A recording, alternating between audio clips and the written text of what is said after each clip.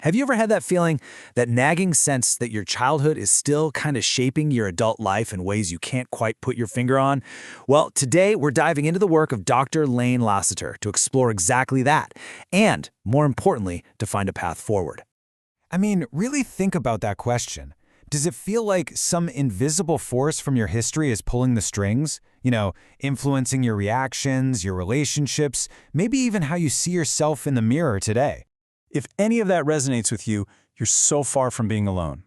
Dr. Lasater has a name for this whole experience: enduring emotional adjustments. And it's so important to get this. These are not personal failings. They're not flaws. They are learned patterns of survival. So let's break down what that really means. Okay, so Dr. Lasater breaks these adjustments down into 3 core challenges. Think of this as a kind of roadmap, helping us understand the landscape of our inner world. So what are they? First up, we've got unstable self-worth. Then there are unresolved emotions, which can sometimes even show up as post-traumatic stress. And number 3, a deep-seated difficulty in trusting. And that's not just trusting other people, but trusting ourselves and the world in general. We're going to unpack every single one of these. Let's start with that first adjustment, because it leads to a trap that, honestly, so many of us fall into without even realizing it. It's called image management. And it's born from this constant, quiet battle with our own sense of value. Unstable self-worth is a really tricky thing. It's not just about feeling bad about yourself now and then. It's that voice of self-criticism that just runs on a loop in your head. It's the perfectionism that's always telling you, nope, not good enough yet. And it's those wild mood swings. Some, in self-help groups, even describe it as feeling like a megalomaniac with an inferiority complex. And at the very heart of all this is shame. And this is what's so important to get about shame. It's not the feeling that you did something bad. It's the deep, painful feeling that you are something bad. This quote from Gershon Kaufman just nails it, that feeling of being fundamentally deficient. So naturally, we do everything we can to avoid that awful feeling, right? We become masters of what Dr. Lasater calls image management. We build this public persona, the one that looks successful, happy, totally put together. But the problem is, this creates a painful shame gap.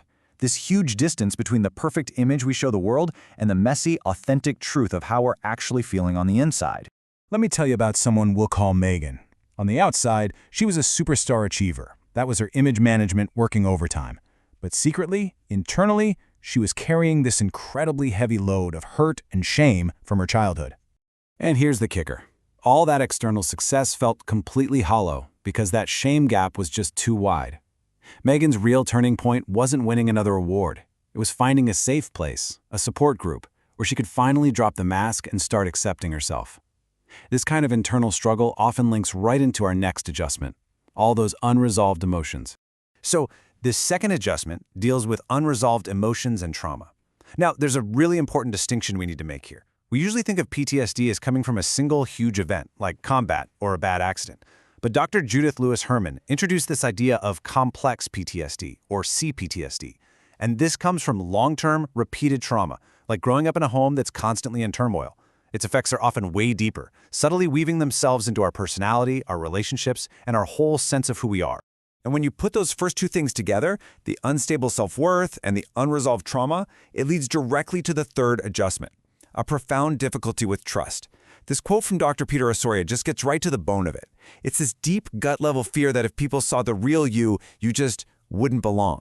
And that fear doesn't just stay a fear. It hardens, it calcifies into a set of core beliefs, like the ones Dr. Patrick Carnes identified here. I am basically a bad, unworthy person. No one would love me as I am. My needs will never be met if I must depend on others. I mean, when these beliefs are running the show in the background, it feels almost impossible to build healthy, trusting relationships. Okay, so we've laid out some pretty heavy challenges. But the most important part of this whole conversation isn't just about diagnosis. It's about the path to healing. It's about learning to reconnect with a part of yourself that's been wounded for a long time. The idea here, and it's a really powerful one, is that behind our adult selves, there's often an inner child still carrying those old memories. Healing isn't about trying to erase the past. It's about turning toward that part of ourselves with the compassion and the understanding that it might have never gotten back then. All right, so let's bring this home to you. The first step on any journey is just figuring out where you're starting from. So take a second and just honestly reflect on these next few statements. Think about it. How big is that gap between your outside and your inside? When you mess up, what's your first reaction? Do you give yourself the benefit of the doubt? Is feeling your feelings a scary idea? And at your core, do you truly feel worthy as a person? These questions, which are adapted from Dr. Lasater's work, are just powerful little clues about where you might need to focus your healing. Let's look at another story, Ryan's story. I mean, he just perfectly captures what it feels like to live with these adjustments.